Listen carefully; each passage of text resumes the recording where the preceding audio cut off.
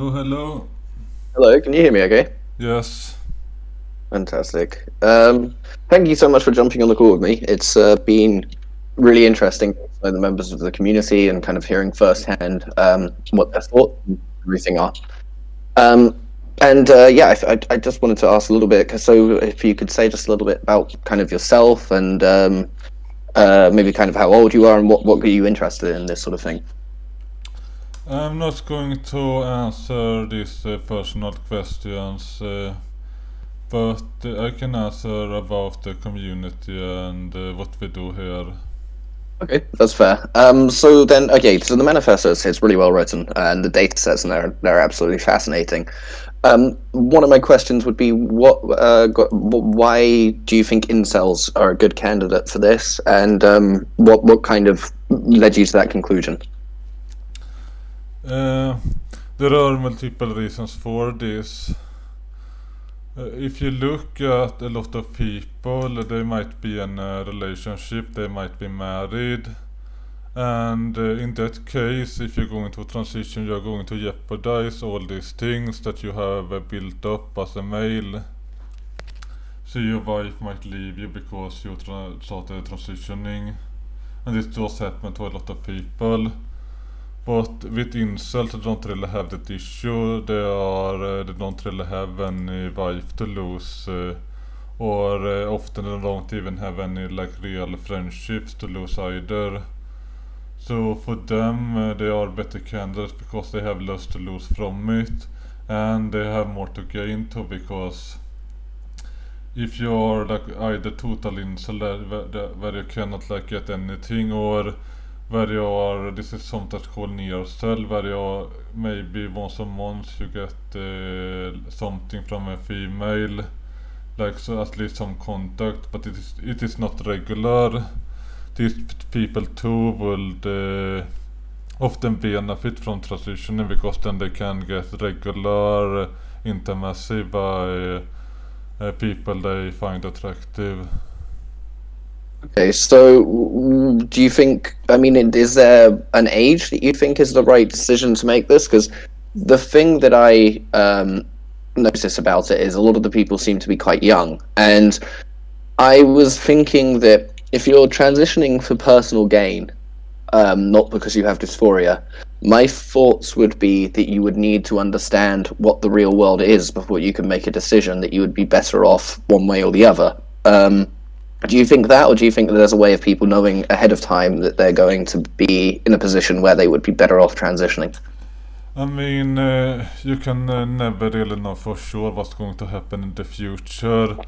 Or this becomes about making an assessment that are you rather going to like to try continue being a male and doing as best as you could that way, or do you think you have a better chance of living a good life if you transition? Okay, and why? I mean, I guess the question is why transitioning with Tina. I had a really interesting conversation. She said that she was considering self castration before. Do you think that this is a solution? Kind of. I mean, of the two, I would certainly think this is a better solution. But is this so? Like, what are the goals that you think would? In what way do you think that people's lives would get better from doing this? And I understand you're talking about kind of the high value males and things like that. There's not enough females for most people, but kind of what's I guess what made you decide that this was the right thing for people to do rather than say just working out a lot or doing pickup artist things. Why this is what I mean. I mean, I am aware that for some people other things might work out, but if you have a growing number of males who are not successful at dating at all, then if that number just will keep growing no matter what, because let's say males improve themselves, then what that's going to do is that it's going to make it harder for other males, because then the competition is trying harder. So sure, it might work for some himself, but if you do that, it will become at the expense of someone else. So if someone is like very successful and has like 5 girlfriends, then he takes a girlfriend away from maybe 5 or 3 other people. So this is kind of like a zero-sum game males are playing here, where they will always be losers no matter what. Okay, and the in the manifesto it has a lot of parts that are quite, I guess, almost bordering on sort of ideology, where they're talking about less than 10% of males are needed for reproduction. What do you see as kind of if everything that you wanted to happen happened and the way that people were going was the way that you wanted them to?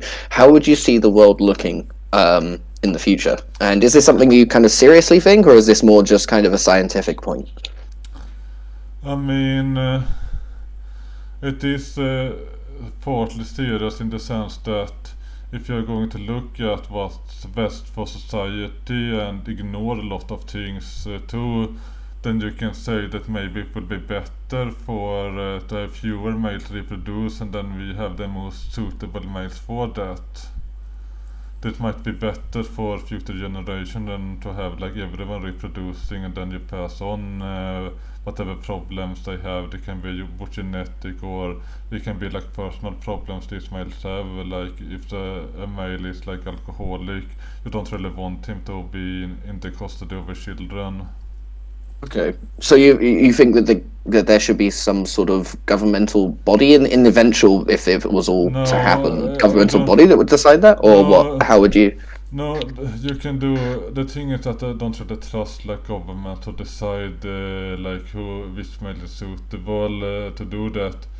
Like what I have like writings regarding this is a kind of topic, but when it comes to most females, I will imagine that they will make that decision that who is like suitable for that. But of course, you can do other ways too. But this is kind of off topic in the sense, but it did lead to. It actually was the original motivation for the transmaxxing thing. That I realized that like if you're going to like improve the future society and if there are like males who are not really suitable for having children in the first place, then we need to do something about this males. We shouldn't just discard them. We need to like at least allow them to live good lives even if they get rejected. And this is why originally I got the transvaxing idea that they can transition and still live good lives. Because this is not about like being mean to people, it's just about doing what's best for the future. So in a sense, and it's obviously a slightly dirty word, but there's no word for it. Is this like almost a positive form of optional eugenics in a kind of strange sort of way? I mean, I do believe that eugenics is a good thing if it is implemented well. The issue is that it is hard to implement eugenics well. Like often when it is have been tried, like we actually tried eugenics kind of with dogs and it didn't really work out. So it can be a good thing, but you need to be careful with it and make sure it's actually beneficial and you do it like in ways that make sense and.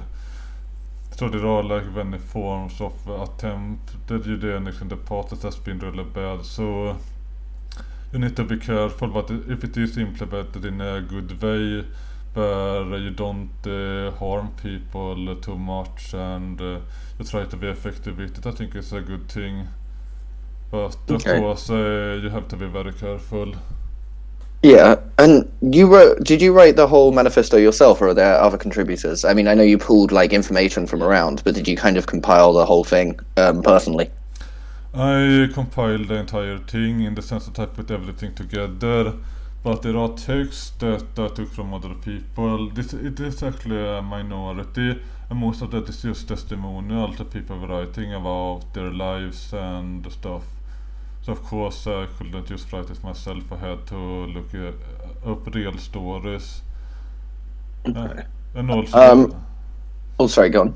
And also the before and after transition photos, they were actually taking not from this community mostly. It was mostly taken from it is a subreddit called Trans Timelines, where they have these before and after photos people post there, So I did take some examples of where people become very attractive after transitioning, and I included it in the manifesto to like show that you can transition and become really attractive. Yeah. Yes. Yeah. No, I agree. And it's very well put together, the whole thing. So what my question is, I guess this is, you might not want to answer this, but the incel community itself, what was kind of, were you a part of it, or were you just interested in it and interested to solving that kind of problem, or what was the kind of, I guess, before you decided to do this, what was your kind of involvement with incels? Like, were you more someone who just heard about them on the news, or were you aware of the communities and kind of had lurked in them a little bit and got to know them, or what, that sort of thing? What I did is that I was a member of some of these forums. I did post mostly on the now defunct lookism.net, and this was a more lookism forum that is not really too specific to incels. I did also like try some other forums, but usually they will just ban me because I will like advocate for transitioning, and I also had like views that didn't like in other ways. So for the most part, wasn't really able to like participate much in these forums beside Lookit, which is now defunct. It might come back maybe at some point, but it was like the main forum I used. But I have also read some of these forums, and I like see what types of people that are there. And I did notice that a lot of these incels on these like incel forums are really bad people. So they are not. They tend to be very transphobic also, and like also not very intelligent. Like when you read it, they don't really post anything of value either. So from what I see, like it will maybe be good to like recruit them to transmaxxing, but what I have noticed is that these people are very much against that. They don't want to have anything to do with transmaxxing. They are, or if they bring it up, it's like a really bad thing that Okay. people shouldn't do. So I noticed there is a lot of hostility among incels regarding these ideas. Yeah. I mean, you must genuinely think this is the best option for a lot of them. Do you think that there's anything else that someone should try before they decide to do this, if they're doing it purely for the gain perspective, not for the dysphoria one? That's kind of hard to tell because there isn't really a straightforward way for a lot of these people to be successful. When it comes to dating, they are maybe too far gone in a lot of cases. There are like certain ways you can try, like the main one probably is like you're trying to like maximize your status and money, and this is Yeah. probably the most effective way for people who want to ascend. But a lot of people don't want to do these things. Like you kind of have to make a decision then, because if you're going to pursue a career or like having your own business, this is going to take many years to get off the grounds. So this is Yeah. going to take a long time. And for all that time, you're probably not going to be very successful with women. Like until your business is profitable or until you get the career going, you're not going to be an attractive a male for females. So you're Yep. still at least going to be without partner for that time. So I think the one factor that is very much deciding here is that if for you having children is important, then it makes more sense to keep trying. But if you just want to have like sex and a relationship and companionship, then it doesn't really make sense to like keep trying as a male, because if you don't want children, you don't really gain anything over just transitioning now. You're just going to take longer for you to get a girlfriend, and you're not going to have it better in any way. Yeah. No. No, that makes sense. So most people I've spoken to believe there isn't really such a thing as like dysphoria appearing from recent trauma, and like having something that can be in the short term. So more of a like a dissociative incident rather than something that's lifetime. What do you think about that? Do you think there's a risk of some people? I guess this isn't so much about transmaxing, but it's just transitioning in general.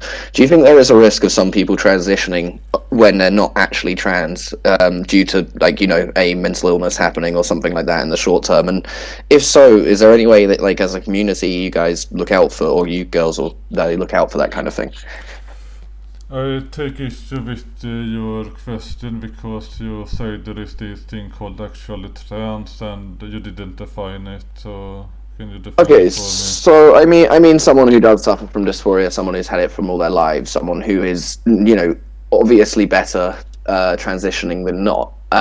Whereas there might be someone who has, a short-term thing that happens to them, and then that causes them to feel as if they are, but they're not really. So to transition for them would have been a disaster.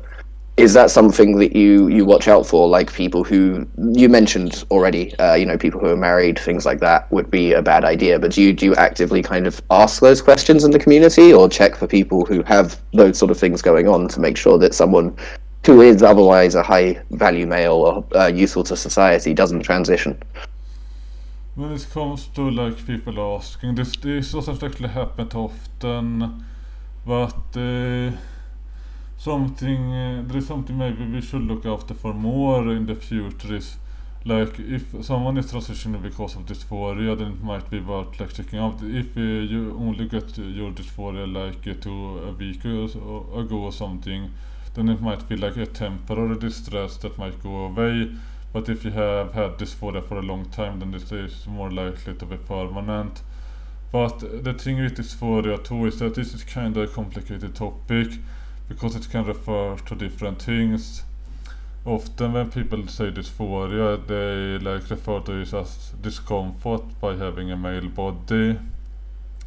But for some people, they refer to the euphoria you get for having a feminine body, and this can be sexual, of course.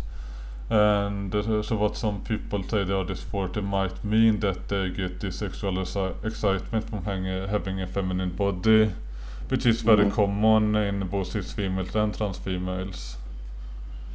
Okay, yeah. And then I guess that leads me to my other question. Is it mentions kind of vaguely in the manifesto, but about the possibility of inducing dysphoria.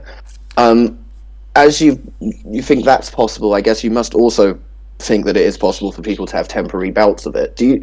When would someone need to induce it? So, or do you think that's just a natural process of taking the estrogen and becoming female that it will eventually become something that's induced? Uh, when it comes to like inducing dysphoria, like as discomfort by being male, I don't think you will get that from watching like porn or anything. I think the way you get that maybe is that if you take estrogen, you might become uncomfortable by you don't often want to go. At least I heard one case of that where she didn't want to go back to being male after starting the hormones for a while. So in that case, it might be the hormones induced like dysphoria in the sense that discomfort by having male traits. But when the manifesto like mentioned inducing, it doesn't use the word dysphoria, it used the word autogynephilia, which is Okay. the excitement and pleasure you get from having a female body. Okay, so the autoerotic gynephilia you think is something that, I mean, like most fetishes, I guess, it can be developed. It's whereas dysphoria you think is I something did that's more not permanent. actually say that it could be Oh no, that. no, sorry, no, I know you didn't send the manifesto. I was just asking for clarity now. So, do you think that that could be, because it is more of a sexual thing? Do you think it is possible for that to be induced and dysphoria not to be, if that makes sense? I don't really have an opinion because I just don't know yet. The reason why I suggested it is because it might work. We just don't know yet, and for that reason it is worth trying before transitioning to induce it, because then you will enjoy your transition more. And That makes when I mentioned this anime to watch, for example, these are great anime series. You should watch regardless, I think. okay. Okay, that makes sense. And then the final question was in that interview that you did, that you sent me the link to. I can't quite remember which the outlet was, but you mentioned right at the end that you want to give more access to the transition drugs, but you also said that for minors too. And I'm curious what your views are You also, Tina mentioned that you had some views on the age of consent and the age of kind of being able to know when to transition. And I was just wondering if you wanted to elaborate on that at all. Yeah, what I actually looked up to, I was able to find a study regarding that, and it was actually found that even at 14 there isn't actually much of a difference between then and when you are an adult when it comes to making medical decisions. And even then people have mostly reached their potential when it comes to making decisions for themselves. So it's not the case that people become significantly better at making decisions because they get older and are able to vote. And there's also a massive difference between individuals. So for this, there are a lot of adult people who are clearly not able to make decisions for themselves when it comes to medical stuff. What we allow them to do that anyway because we don't think it is the role of the government to dictate that. Okay. My That make them. raw view is kind of different. I think there are some things that it makes sense to outlaw because it is harmful to people, but I do not think that the transition is one of them because you have all this benefit with it, so it doesn't make sense to have laws against it if it is something beneficial to do. Okay, that makes sense. And sorry, one final question, which was the the Tina said that the idea, at least for her, was that this is kind of about gender equality, and that's kind of the one thing I wanted to ask is what is the end result? I know you said improve society, make it so there's less competition amongst men, but what is the kind of, I guess, if you were to encapsulate it in a small kind of ideological statement, what would be the end goal of all of this? Like, if it all achieved, is it to make the world more fair and make it so everyone has a better time? Is it to kind of reduce genetic dead ends? Like, what is the idea? I mean, the goal is not to like reduce genetic dead ends because like if these people are not reproducing, it doesn't matter in terms of eugenics whether or not they transition, they are going to die childless regardless. It might actually increase the chance of them reproducing in some cases. The purpose is to make their lives better and tolerable for people who do get rejected, regardless of a system you have for that. They're able to like, at least live decent life even if they are not able to attract a partner. Or this is Okay. like the goal, and I believe this is also beneficial for society because it is bad for society to have a lot of males who are very unhappy.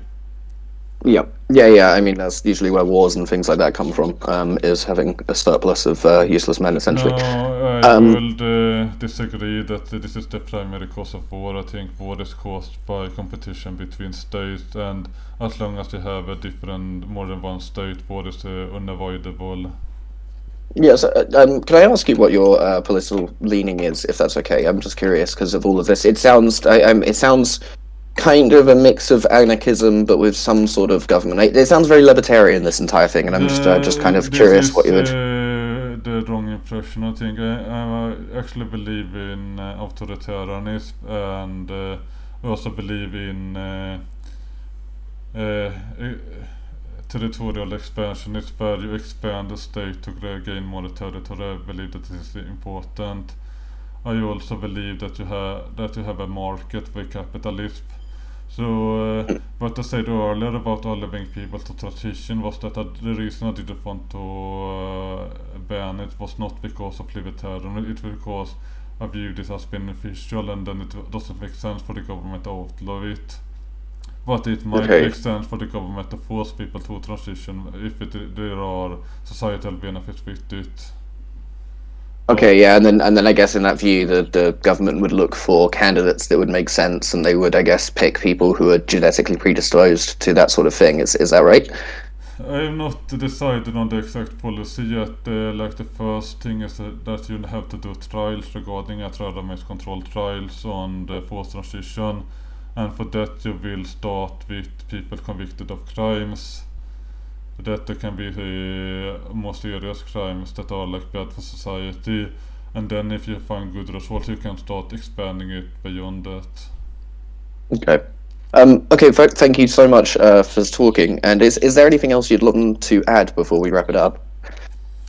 I think this is good for now, and you can ask me like some more questions if there's something else you want to know. Okay, great. All right, thank you. Yeah, I will. I'll shoot some over if I have any more. Thank you so much for your time. I really appreciate it. Yeah, it was no problem for me. Thank you. Thanks. Okay. Bye bye.